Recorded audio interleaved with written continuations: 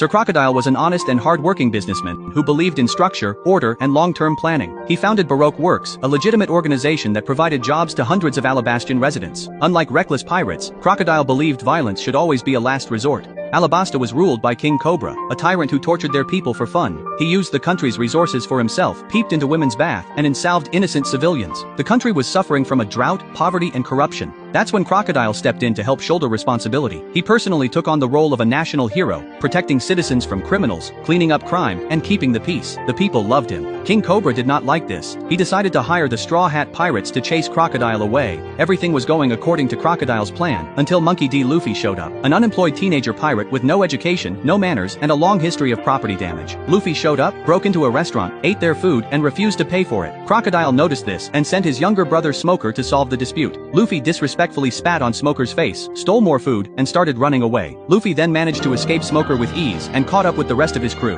The Straw Hats needed a way to infiltrate Alabasta. They kidnapped the Princess of Alabasta, Nefertari Vivi, and held her hostage. They would tease her, make her cry, and even did the unthinkable. They offered her up to an old man in his 80s. She had enough and fought back. The evil Luffy looked her dead in the eye and rocked the living shit out of her. Poor Vivi endured it for the sake of her country. Crocodile noticed all this and called for an emergency meeting with the Baroque Works. They came up with a plan to de-escalate the situation, but Luffy was no talker. The Straw Hats broke into their building looking for Crocodile, but Crocodile tricked them and managed to cage the Straw Hats. Miss All Sunday, a Baroque Works agent, rescued Princess Vivi as well. She was safe now, but the Straw Hats showed no regrets. Despite being caged, they were mocking Crocodile. Crocodile stepped outside to check on the people, only to find out the damage caused by Straw Hats was too much. So many people injured and dead. Crocodile decided then and there that he will end the Straw Hats. He rushed back only to find that they'd broken out and kidnapped Vivi again. This enraged Crocodile. He managed to track them as they were running away and tried to retrieve Vivi, but Luffy caught Vivi, threw her back to his crew and decided to face Crocodile himself. Luffy did all he could, but he was no match for Crocodile. Crocodile quickly defeated Luffy and even gave him a proper burial. Every soul deserves a resting place, he said,